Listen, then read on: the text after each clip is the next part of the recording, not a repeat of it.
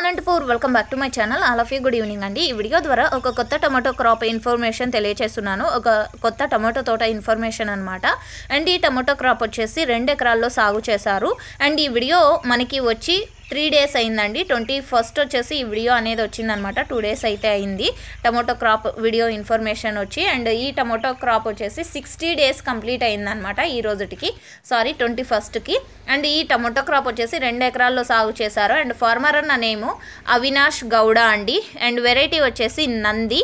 And Karnataka అంటే state వచ్చేసి Karnataka, Mandya district అనమాట.